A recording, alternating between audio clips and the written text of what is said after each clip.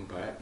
This is our first video in a series of videos we announced last week, which we're going to be talking about stones and how to interact with them, build relationships with them, and all the kind of fun that you can have with them. And this week we're going to be talking about basic thinking and the structure of awareness and how this is shared between human beings and stones as well as all other things, and the differences and the commonalities between our awareness and the awareness of stones. And we're going to be answering some questions, or at least one. We had one from someone called Roger Branch, who wrote on our Facebook page. Clearly, you have come to experience that stones are conscious. While I accept the gestalt of this, I have not had a similar experience. Can you make a video on how to tune into them to gain this awareness experientially? We're going to be talking through our answer to that question in the process of this video. And it's going to be something we hope that will have some practical advice in it for people that are looking for an answer to a question like that, as well as being a theoretical discussion, really, this discussion of the Hermetic theory of awareness, and because that's the one that Rawn and I both perceive the world through. And it's the one that we find works for us when it comes to interacting with things like stones. Yeah, it's a giant question, really, because, and there's a very simple answer, and the really simple answer is just pretend. Just assume that the stones are conscious and interact with them in that way for a while. But it's complicated to get there, and it's a really big, deep question because it touches on things like, what is life? How do we treat living things? So I think to begin, there's the simple answer, which will also be our final answer, really, is give it a whirl. Just assume, set aside all of your present assumptions, and just assume that stones are conscious and interact with them as if they were. And do that for a month, say, minimum, and see how things change for you. So that's where we'll start, but to get there, we need to break things apart. And what we really need to break apart are the assumptions that we all have about life and what is aliveness. From a Hermetic perspective and from my life experience, everything is alive. Absolutely everything is conscious. And I think the greatest indicator of awareness, consciousness, life, is form itself. Everything that has form is alive. It is conscious. It is built of consciousness. For example, everything in the material world that we know of, at least, is created from, it is a collection of elements, either the Hermetic elements or the elements from the periodic table of elements. It's just really different ways of conceiving of the same thing. These are the constituents out of which everything is formed. Now those periodic elements themselves, they have form, they have structure. There is an organizing awareness that made that conversion between a wave and a particle, and suddenly we have this particle, this periodic table element, or an element. And at this level, everything is conscious, because all of the parts that everything is composed of are themselves conscious, not only conscious, but consciousness. And this is fundamental to Hermetic and Kabbalistic thinking, that everything, all is mind, to quote the Kabbalion. It means the same thing, that everything is composed of consciousness. So at that level, everything is conscious because it has form, and it is the consciousness that gives that form. And likewise, this rock, it has form. It's made up of a shitload of periodic elements, I'm sure. But what combines it and gives it this specific form is its specific consciousness. So number one, everything that has form is conscious. This is basic, fundamental Hermetic theory. I don't like that word, because to me it's not theory. This is what I perceive. This is what I experience. It's like the word when we say, how do you use the stone in magic? You don't use the stone at all. No. There's a problem with languages here, trying to explain things that are very difficult to explain. Also, what we mean by form, that's another word that I feel I'd like to explain. When he was just talking about form, is we're not just talking about physical form, but also mental, and astral or emotional form. Wind, for example, has form. Thoughts, ideas have form, structure, yes. And having form are also alive. And so I guess the main thing that you need to take on board if you're really beginning in this journey right at the start is the idea that life is much broader than you have been led to believe previously. Right. You have to leave aside the idea that you know what life is itself, and assume that it's everywhere. Just assume that it's everywhere, and begin there, because it has this infinite number of varieties, and it's not just limited to the human awareness or the human body or even animal or plant, but it exists everywhere, and it's just the limit of the human awareness, our perceptive capabilities, that do not reveal that it is everywhere. The way we use them doesn't reveal it. Our perceptions are fully capable of actually taking that in, but we don't do it because we're continuously led to believe, to see something else, and to make assumptions and to form conclusions based on what we perceive life to be in this case. We have a fundamental human bias in how we evaluate what is alive. Aliveness depends on its closeness to the human experience, basically. So, like Scorpia here, everybody's going to agree that she is alive.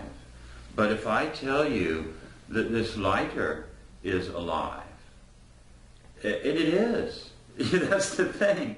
It's our preconceptions, our assumptions about what life is and how we define life that basically it's the limiting factor in whether or not we see this as alive, or this as alive, or this as alive, or this is alive, or this is, everything. My coffee cup is alive. We are beginning collectively as a species to venture into this territory with things like AI and robotics, and the questions that these are already throwing down, collectively towards us. Is it going to be possible for us, example, in the future to create an artificial intelligence that has a conscience, or able to make its own choices, independent of human beings and so on? So we're only just beginning to get to the stage where we will realise actually that our definition of life is not universal enough. we're going to encounter problems all along the way with these inventive things that we do with technology until we do understand that everything we do, everything we create is a form of life. Yes. Yes. Let's go back to Hermetic theory for a second. Again, theory. Let's go back to Hermetic philosophy for a moment. Philosophia, in the true sense, the study of wisdom, the love of wisdom. Every physical thing is basically structured the same. It has an eternal mental body, a temporal mental body, an astral body, and a physical body. This rock, its eternal mental body, its greater self, in the terms that I use, it encompasses far more than just this one rock. It probably encompasses this whole type of rock, which is a chalcedony, a flint from California. Mm-hmm. The individual self, or the temporal mental body of this rock, encompasses the whole of the rock that this used to be. Right. This is just a small piece of that rock. Mm-hmm. A tooth. Speaking of teeth. Yeah. Any little puppy acupuncture there. It has an astral body. Now let me explain this. The astral body. What is an astral body? What is an emotion? Because this rock experiences emotion as well, but not in the same way that we experience emotion. Nonetheless, it's the exact same mechanism, and it's called resonance. In the words of the Kabbalion again, everything vibrates. Well, that's a sort of Victorian pseudoscience way of describing the fact that the astral body, the astral materia, is all about this resonance. And resonance is when two bodies affect each other. My mood affects David's mood. David's mood affects my mood. And it's resonance. And what is really happening in this resonance between me and David, between me and this rock, is that I am consciousness, it is consciousness. I am consciousness, David is consciousness. We attract each other. We recognize each other. We are connected by our commonality of consciousness.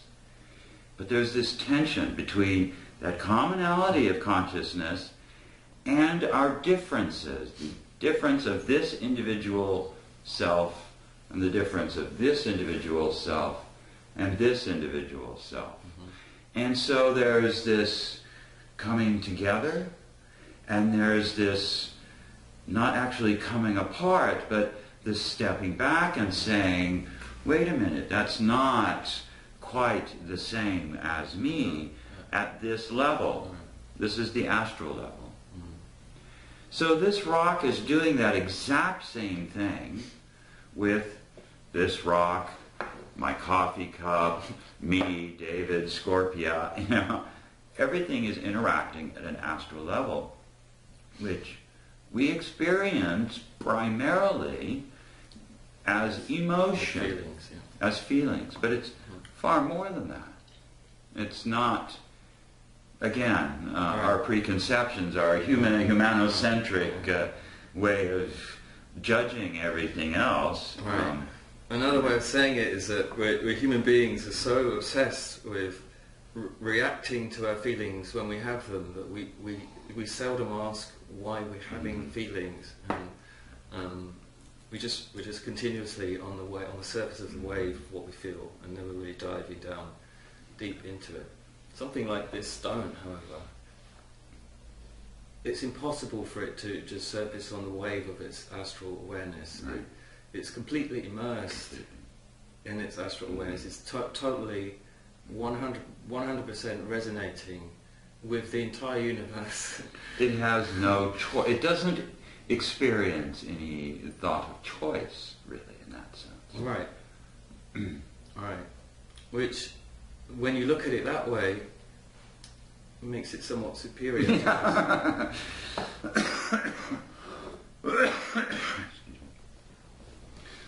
Yeah. One thing I'd like to talk about is the concept of thing and how destructive a human trait that is. This is the physical part of it that we've changed, yeah. Most people will look at this rock and think, oh, that's just a thing. It's not alive. And we don't really need to consider it.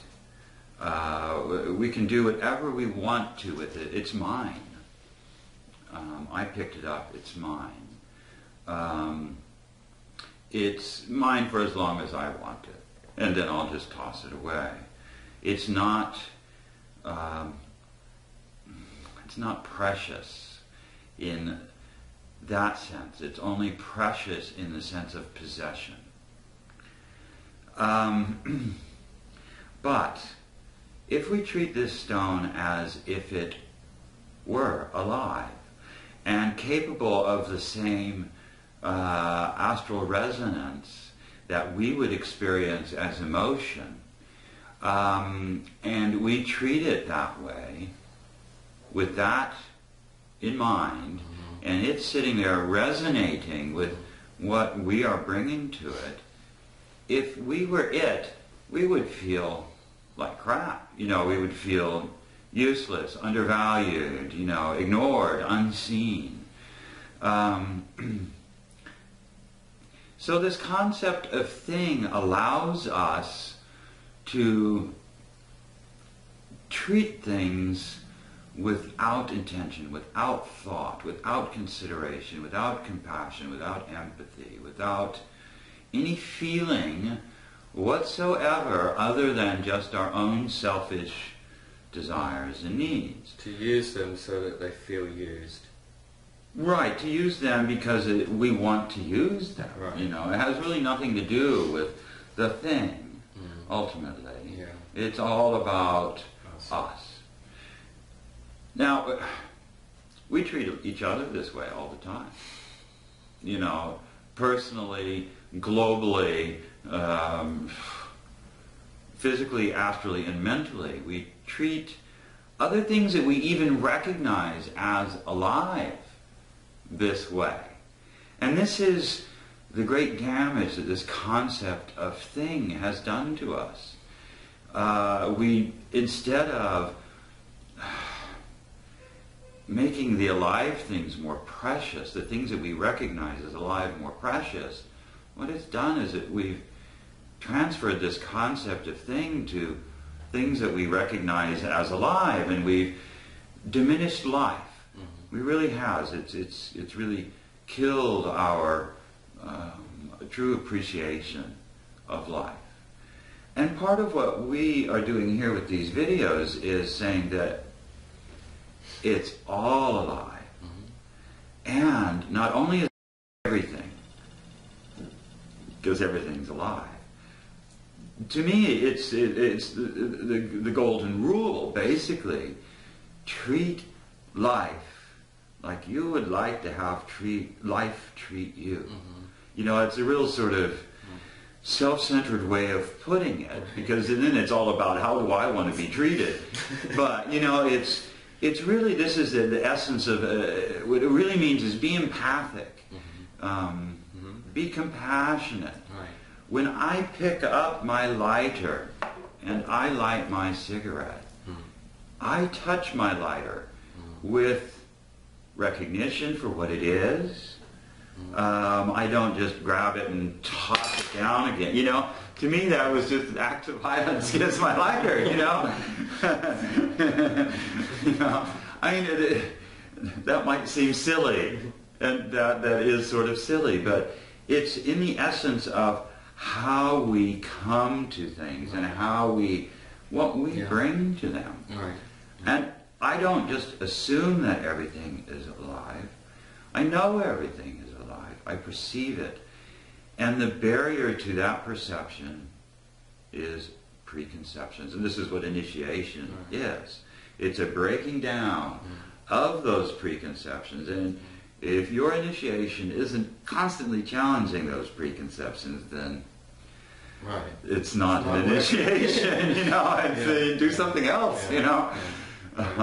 It really comes down to those things that we've already said, that if you're having trouble with this, making a connection, having an experience with a stone or something alive, then maybe it's you that has the problem with how you're viewing life, and to leave that aside and just play with it for a month. A month is a good time. Ask yourself, you know, what if? It's a good exercise in any case, to stretch your imagination. And this time ask yourself, what if everything is alive? And remind yourself of that. You will no doubt forget many times during that month, but whenever you can, just remind yourself of that question. What if this is alive, or this is, or all this is alive? And then open yourself empathically to that experience. Don't just look at it intellectually and try to see the life, but try to feel the life. Look around you, open yourself, and feel what's going on around you, and the life of what's going on around you will reveal itself eventually. Yes, and I suggest that you go about it from the sort of Hermetic scientific perspective as well, and analyze. You know, keep track, observe, perceive, analyze how this makes you feel as you interact with everything that you interact with, as if it was alive. And, you know, give it your best, you know, not just like you would, like many people treat each other and other life, but treat it as life with respect. And observe. How does it change what you feel? How does it change your interaction with the world? How does the world respond to you and that what you bring to it? How does that change things? If it changes things. But be honest and open and perceptive. Perceive. Hold off on the analysis. Focus on the perception.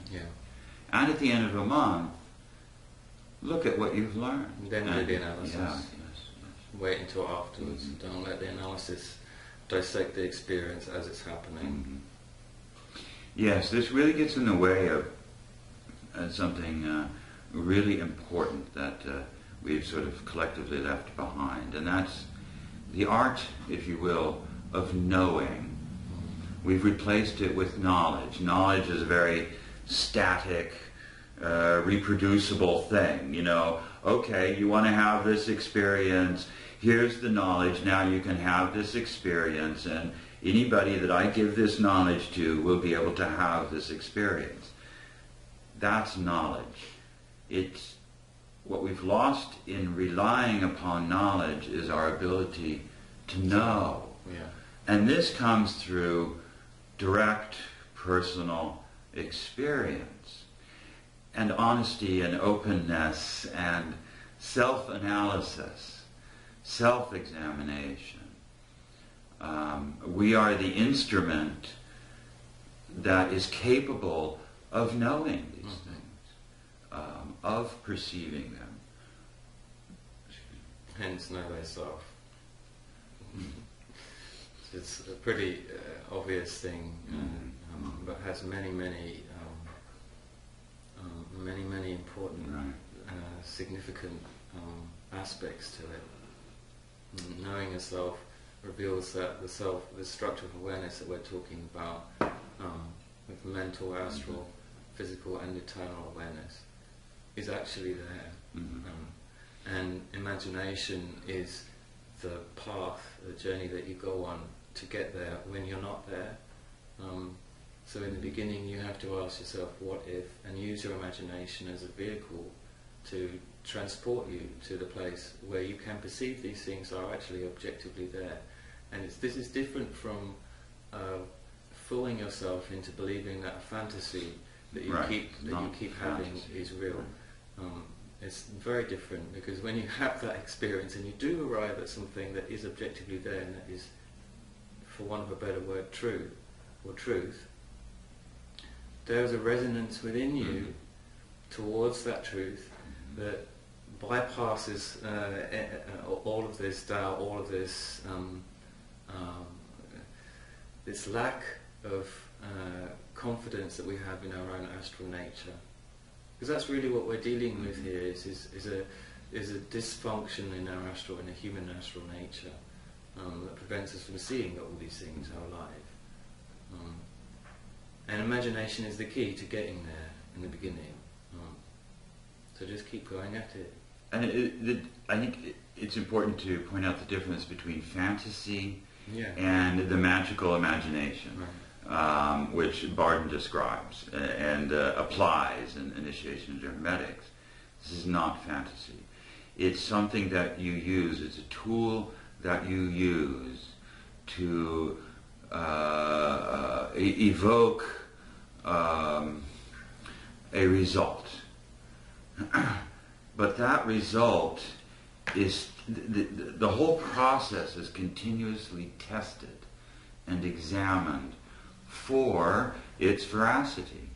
It's not just, oh la la, stones are all lovely creatures and they're all pretty spirits inside. Mm-hmm. What this is instead is, okay, I'm imagining that this stone is alive and that I can interact with it, not in the same communicative sort of way that we interact with words, but still I can interact with this at a mental, astral, and physical level nonetheless.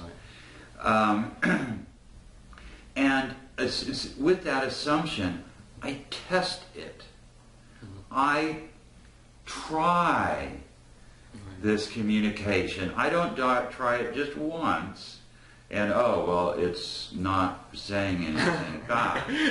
You know, I give it a full effort and I give it time and I give it, you know, if I was to go try to talk to an alien who just came off of a spaceship, you know, I wouldn't really know how to communicate with it. You know, I have this issue here in Germany. I don't speak German, so I'm always having this, well, how do I communicate with this person that, you know, I share no language with? It takes time, it takes patience, it takes understanding, it takes attention, willingness, and attention. And attention to the details and intention. So, give it time. And a really sincere effort.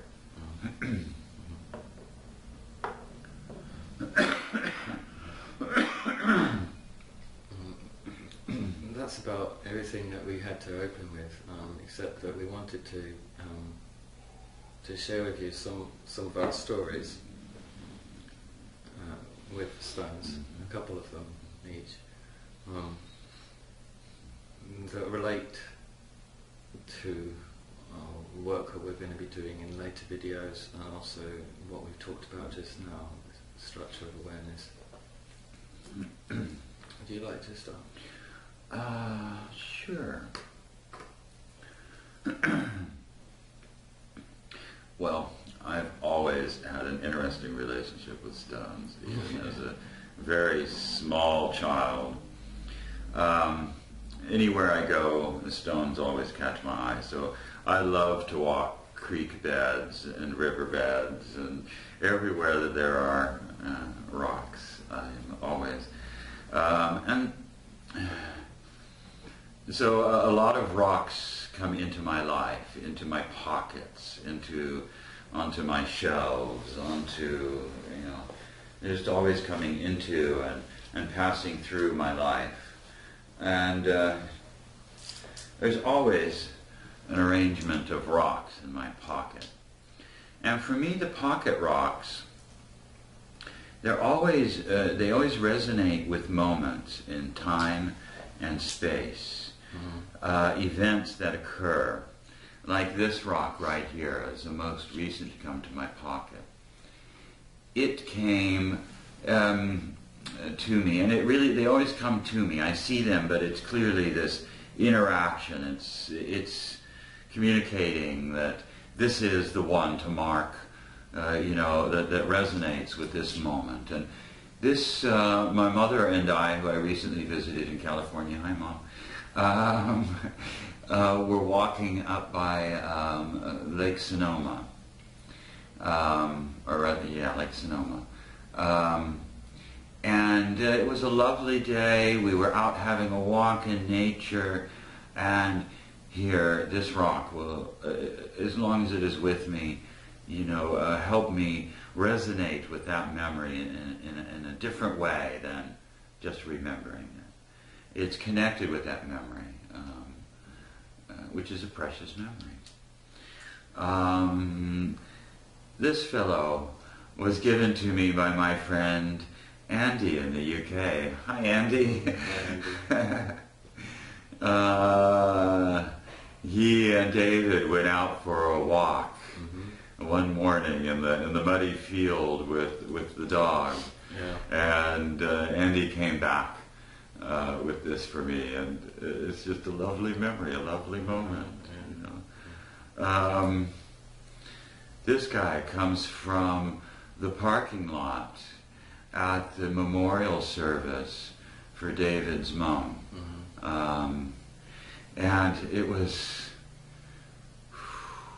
intense and really bizarre experience, filled with all these conflicting things, from just wonderful friendship, someone who stood by us so completely, to betrayal and to sad memories, and that's all here too, and this rock resonates with that. It holds that memory. It does. It resonates with me about this memory. And so, for me, the pocket rocks are memory rocks, and it's an agreement that I have with these rocks that we will share this memory together for a time. And it's not something that I impose on the rock. It's not like, oh, that's the rock. It's always this interaction with the rocks. And they're always there for me, and they're very helpful. They're very healing for me, because these are important memories. It was a surprise to find this piece of obsidian in a park in Berlin. And for me, obsidian is got a really long history with obsidian in California, and it really resonated with connecting a past with a future. And they hold these memories for you. For a time. For a time, right. Sometimes they leave, and it's time for them to leave. And because you have that, it's because you have that relationship with them that when they leave, you know it's time for them to go. That you can recognize the significance of what that means when that stone goes, for that memory that stone exactly or held for you. It held always it for is you, about a change, and it lets it go. At a certain time, and then it disappears. Yeah. It falls out of your pocket. It gets left behind somewhere, or you intentionally leave it. Yes. So many times I have intentionally. There's been times I've just completely emptied my pocket of stones, and time to start over. It can be very cleansing. And it's not just stones either. I had a nose ring for about 20 years right here that was put there by a significant person in my life 20 years ago. Rob was his name. And it symbolized a really important time in my life. And Scorpia, she snagged it the other day with her teeth, and it just came right out. Just came right out. It was a straight little line. Fortunately, it was gold and not stainless steel, otherwise it would be bleeding still. Watch this happen. Yeah.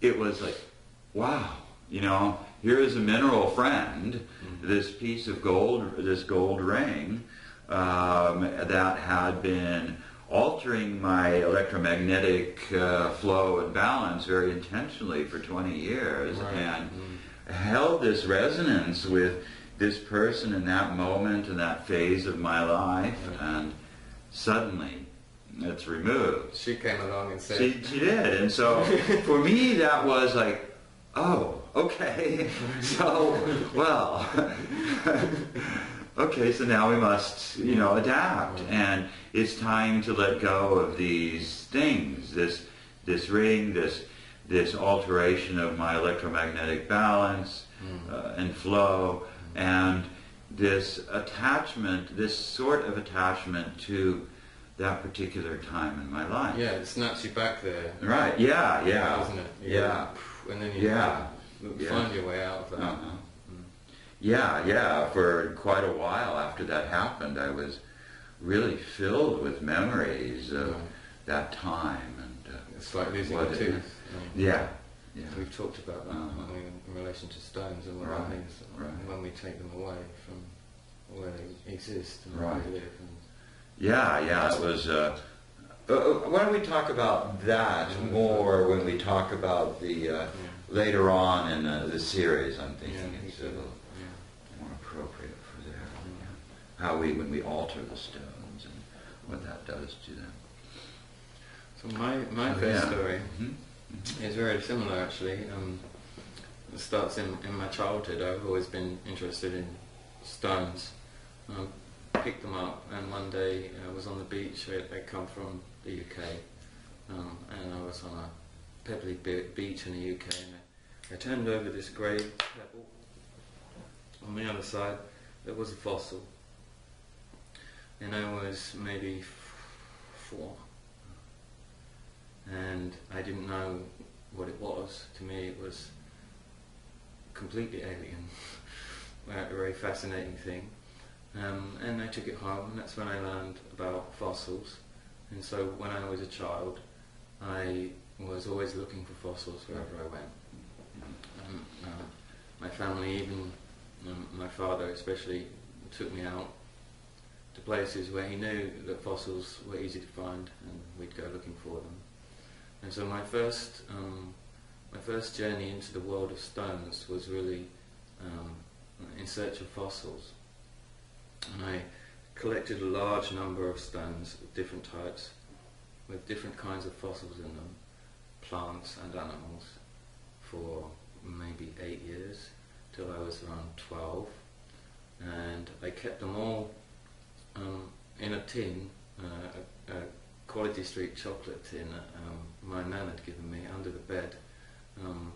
And when they started to knot together, I started to wrap them in tissue paper that I took from the bathroom, because I didn't want them to knot together in the tin too much. And the tin eventually got so full that it was completely crammed with stones, and I couldn't really collect anymore.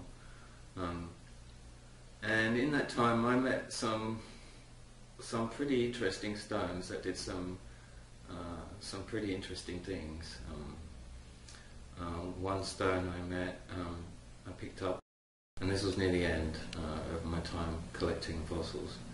And on the other side there was what I thought was a fossil, but was, after a moment's inspection, clearly not a fossil, but looked more like a painting, because it was colourful and seemed to be just on the surface of the stone. But it wasn't paint, and it was somehow the actual colour in the stone itself. That's the only way I can put it. And it was in the shape of a scarab beetle, a perfect form, very detailed. I picked it up, took it to my mum and my dad and my sister, and I showed it to them.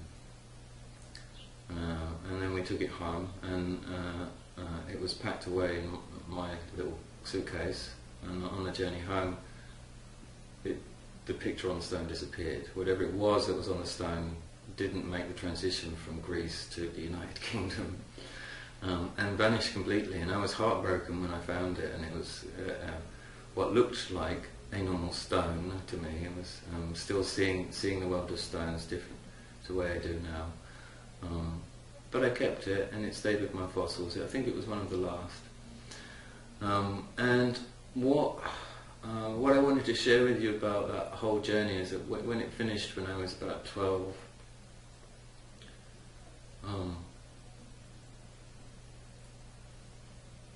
I started to feel really sad for my stones.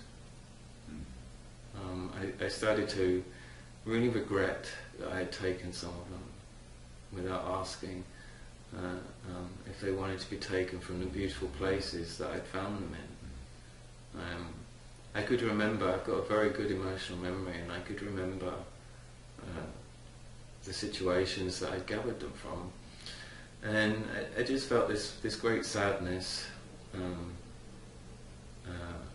and stopped adding to the tin and to the collection, because it was now going on around the tin under the bed. And then one day I sat down with my stones, and I took them all out with the fossils, and I looked at them all one last time. And it was in about 2 or 3 hours that I spent in my bedroom interacting with them for the last time, that I really began to appreciate for the first time something that I've only come to. It's only deepened in me over time. It's only become more rich in me over time. This awareness that stones are carrying this huge memory from millions and millions of years ago, and we look at them purely as sort of records. Geologists and so on, all these other people look at them, purely as records of the history of our planet, not seeing that they're also astral records of these things, not just physical records of these things, but they retain the memory on every level, as Rawn has been making clear to you from his pocket rocks. And so it really started to seem to me at that point that stones have this very different relationship with time. And it's this relationship with time that they have versus the relationship with time that we have that is a large part of this wall, this solid wall between us and them, in terms of us being able to acknowledge that they're alive. They move through a span of time that is just so vast and so full of happenings. Some of them violent, some of them not, but all these movements, all these changes they go through, they're aware of all of this, and they retain all of this memory. And we are used to seeing time in much smaller increments than they are, but they are still alive in their own time scale. They still grow, they still change form, they still go through the same transformations that all life goes through. And that was what I learned from my fossil collection before I gave it back to the world. And I'm really resonating with what you were saying about returning them and questioning whether it's really okay to pick up this rock and remove it from, its home. As our interaction with rocks is very brief temporarily, and quite often very violent and very destructive, especially with the more precious stones and minerals. The more precious they are. Right. And this has always been a real question for me with this stone. Come to call this stone the ancestor stone. Many years ago, I lived in a really lovely, outside of a little lovely town in California called Laytonville. And during the summer, a lot of the locals would get together during the full moon and go out to the Eel River, South Fork of the Eel River, and have a gathering, a big, huge party, basically, where we'd have a lot of music and food and pot and just a really nice time of community out on the river. Beautiful weather, river was low, plenty of beach to sprawl out on. And at one of those encampments, it was just around sunset, I believe. Sun was low and sort of glinting through the river water, and I was walking along the edge of the Eel River and spotted this rock all wet, just in the edge of the water, and it just shouted at me. It was like, hello, you must check me out. And it's completely unusual for the rocks on the river because it was shiny and smooth. Most of the rocks were much duller, much more like this. This is a very typical rock from the area. So this really caught my eye. So I picked it up, and it immediately went into my pocket. Well, after staring at it in wonderment for a while, holding it up to the sunlight and realizing that it's translucent. You really can't see it indoors, but when the sun shines through it, it has this sort of root beer color, a sort of honey color. It disappears at the edge. Yeah, it does, yeah. It's filled with light, and it fills with light.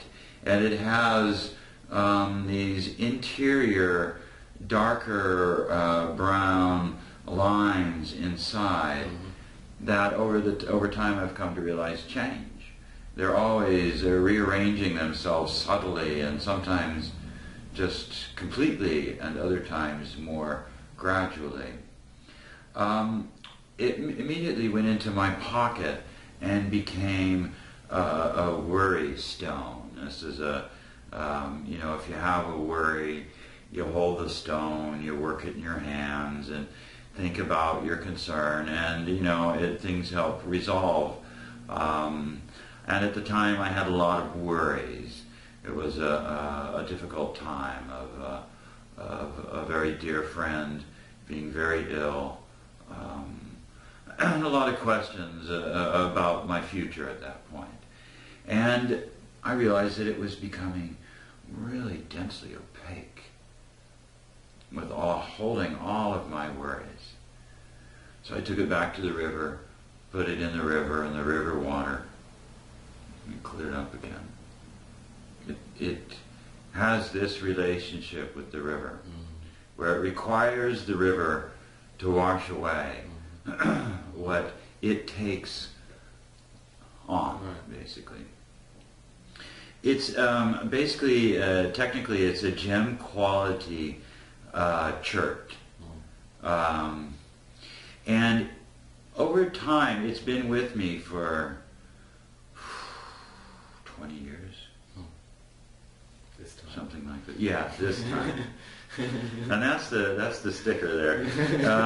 Over time, I've deepened my relationship with it. I've transferred my awareness into this stone, not just the physical stone, but the astral and mental stone, and the greater self of this stone.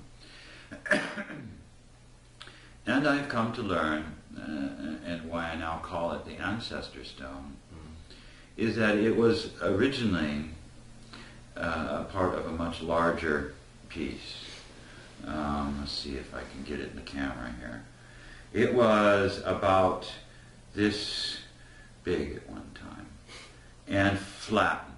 It was worked by human hands in Northern California, many thousands of years ago.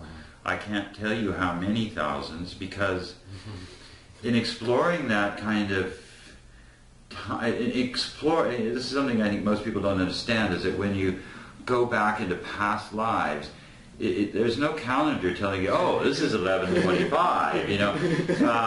You're just there, and it's unless you can in some way encounter that information within the memory that you're experiencing. So this, I know, this goes back several tens, perhaps hundreds of thousands of years. It's irrelevant. It's ancient. Yeah.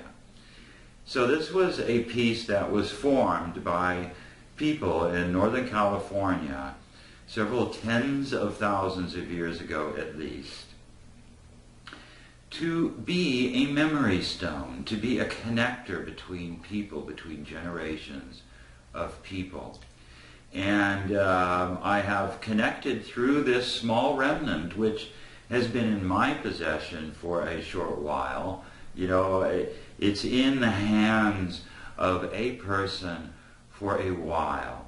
And part of the reason that it's now this size is because it always goes back to a river. And the river makes stones smaller. Over time she chips them down and smooths them out. And in the not too distant past, it was made into part of a headdress, actually, or no, a breastplate. That's right. Yeah. It was a centerpiece for a breastplate. And so there are these little holes remaining that themselves have been chipped away. And all that remains is the very bottom of these little holes where straws little branchlets were inserted to hold it in this breastplate, which was made out of branch and feather and weavable things. So this is a record keeper in the sense that it connects all of us who have carried it. And that's an interesting lineage in what's now Northern California. It tells me a lot about the history of what happened there for the tens of thousands of years before the Europeans came and fucked everything up and killed everything. So this is a relationship that I have with this living being who has for tens of thousands of the years of its millions of years of existence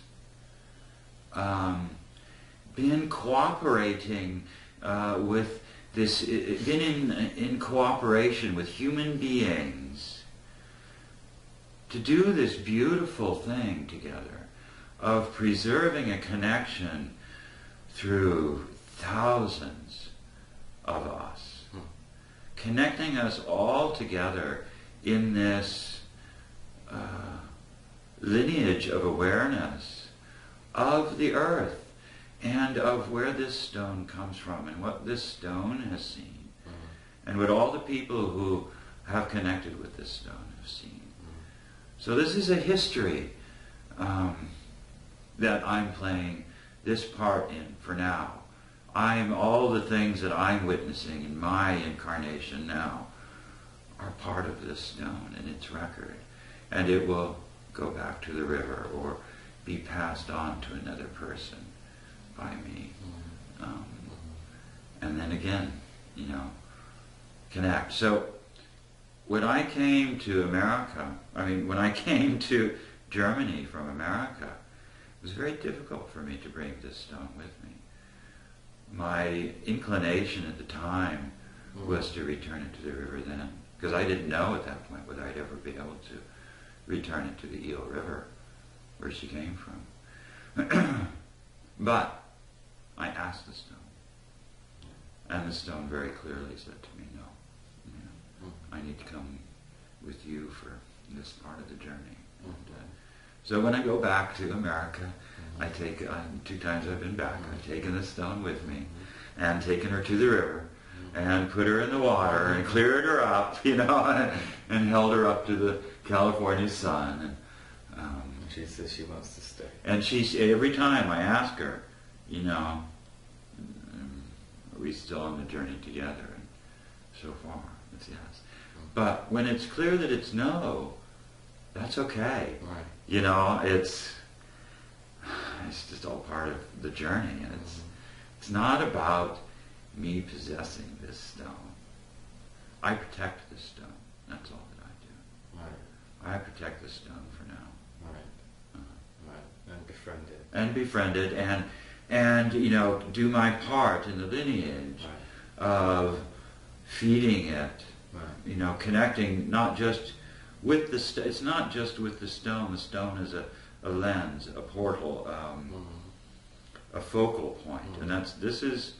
Oh, there were just so many tools like that. I mean, this is a magical tool in the truest sense.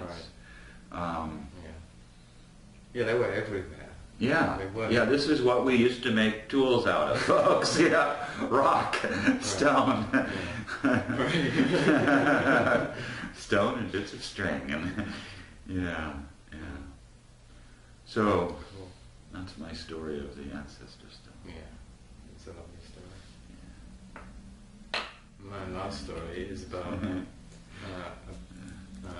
a bloodstone that I actually went looking for when I was becoming interested again in magic. I was about 17. I had always been interested in it, but I was now becoming active in exploring it as part of my life. And I went out looking for a bloodstone because I'd read in the books that for a Scorpio, which is me, bloodstone was a good stone to have. So I went out, I looked around, and I bought myself a bloodstone. And I bought myself one without really thinking about it. I did sort of check out the stones and picked one that I thought was a nice looking stone, but I didn't really interact with it. I didn't really consider it, and I bought it from a shop, and so I formed no real personal astral connection with it from the beginning. But over the time that I worked with it, and I tried various things with it, mostly without success,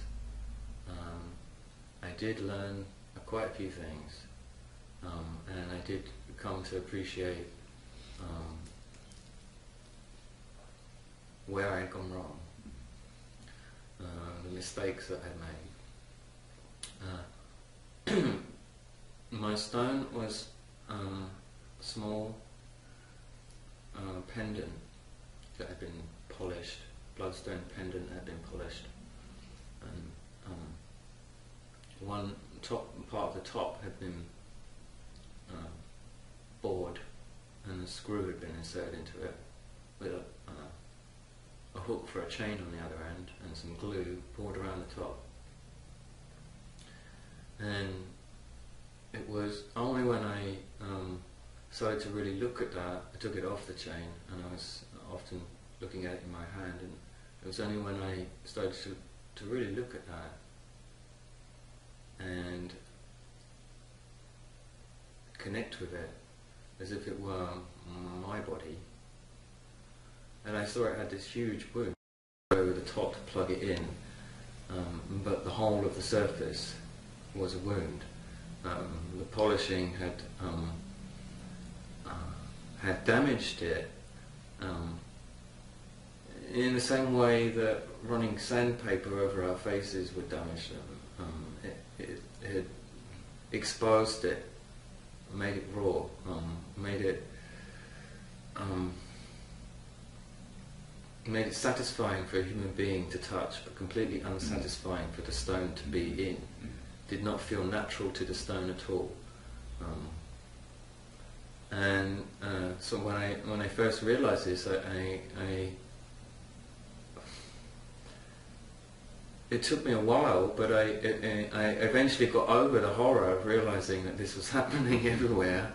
That this entire industry was pulling these things out of the ground, boring things, into them, shaping them, shoving them on the end of wands and other objects into bits of jewelry, and this was happening in the name of enlightenment, and in the name of spiritual awareness. That I stopped using that stone in any capacity, and started to think about what I could do to heal that stone.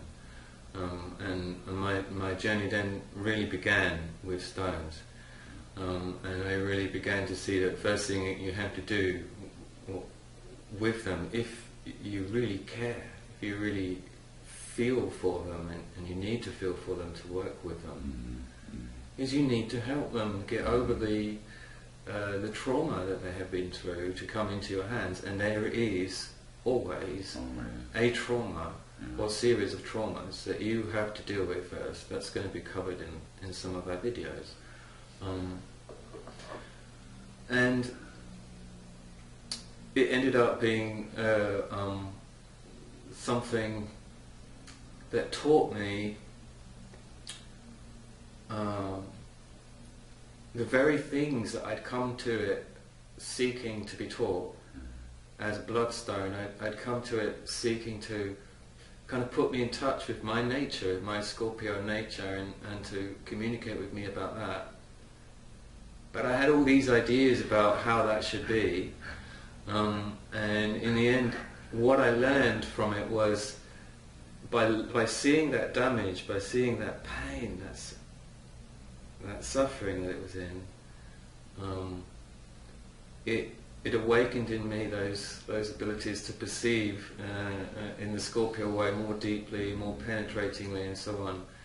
So it was the stone for a Scorpio person in that sense, but not in the way that I intended it to be. And there's a kind of magic in this world, in I would call it the mineral world, that's very much like the magic of the animal kingdom.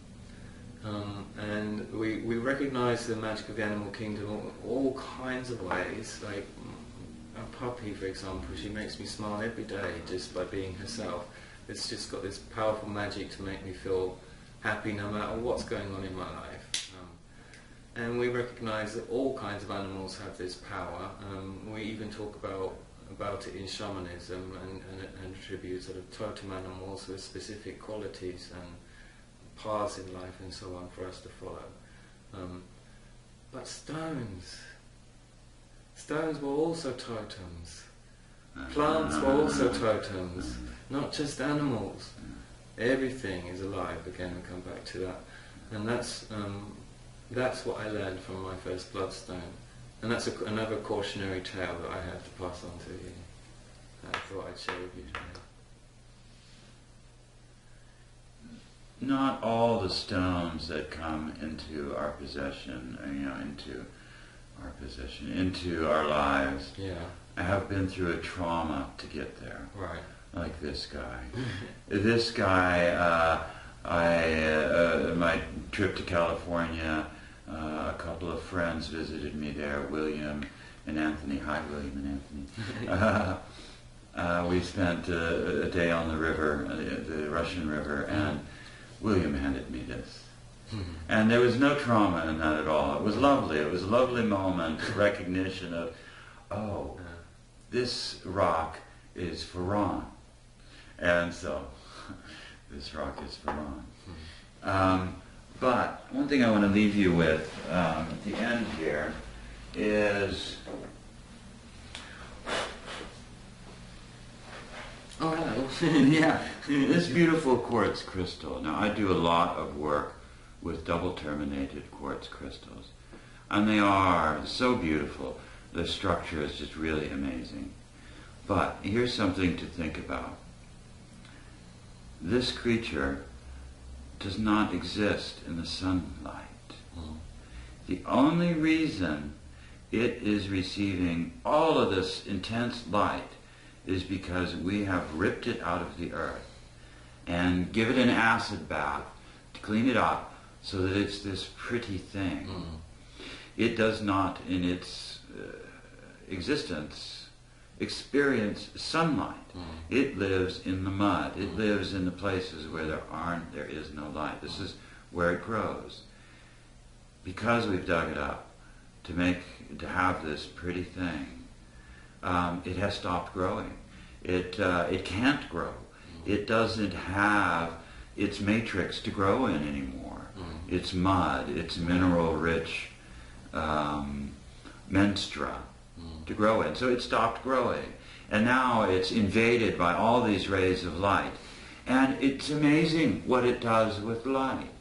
It truly is amazing what it does with light. And this is mostly what we look to when we look to a crystal, is the amazing things it does with light. But it also does these things with a broad spectrum of energies and ideas and emotions, physical, astral, and mentally. This resonates. This is what this crystal does, and it's this essence of resonation that formed this beautiful crystal out of the mud, that organized the elements of the mud into this form.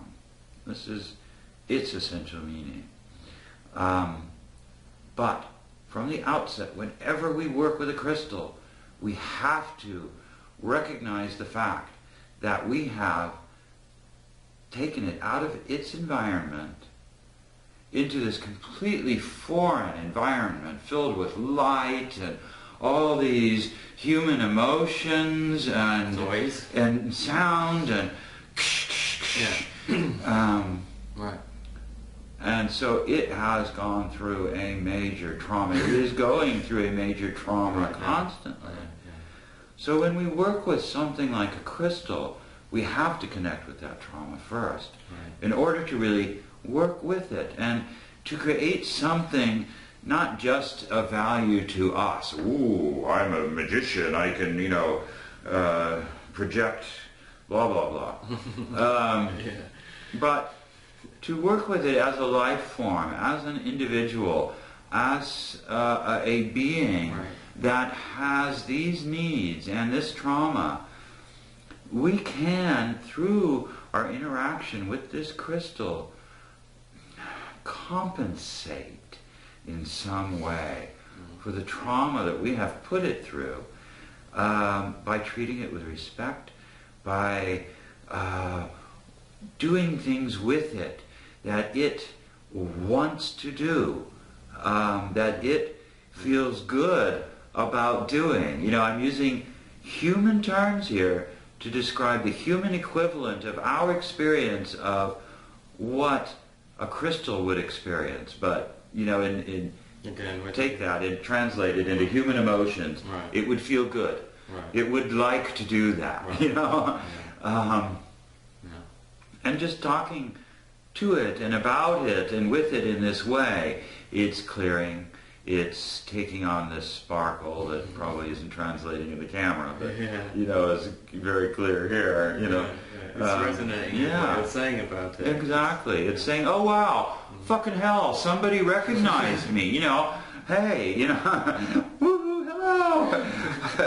Can you talk crystal? And that really is the most magical thing about the world of stars for me. They always have so many stories to tell. They do. They it's this mutual. It can be a mutual enrichment.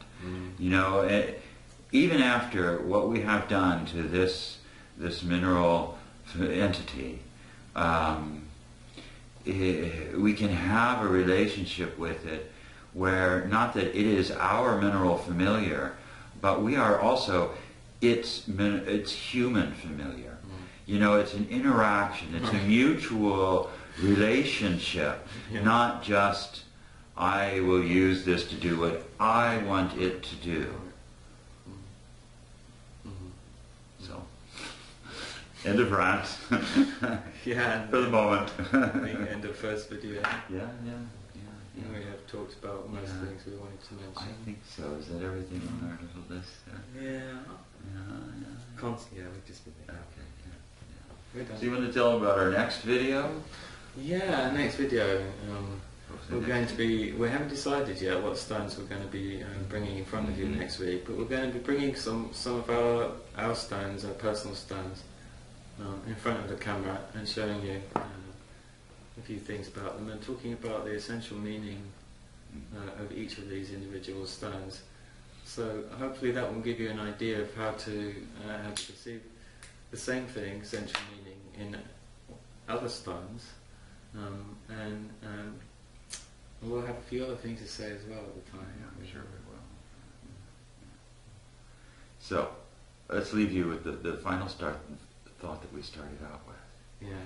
How do I have a direct experience of the consciousness of a stone, or really of anything? And the simple answer is, just assume that they're conscious. Assume that you can interact with them on that level, and begin interacting with them on that level, and see what happens. Yeah.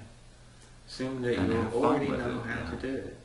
Yeah, because you do. I mean, you already are. We all are already interacting with the aliveness of everything around us. It's just a matter of perceiving it. And truthfully, you'll find one day that it's not hard. Yeah. Actually, that what's hard is that you're holding all of that off. Yeah, that's the hard part, really. You're keeping all of it that all at back. bay. No. And it's tremendously draining on your energy. It really is. And once you let that in, and it's easy. Yeah. You make it easy on yourself, or difficult, as the case may be. Yeah, and so much of initiation is just making life easier for ourselves. You know? Letting go of so much shit. So, anyway. So we'll see you next week. Bye-bye.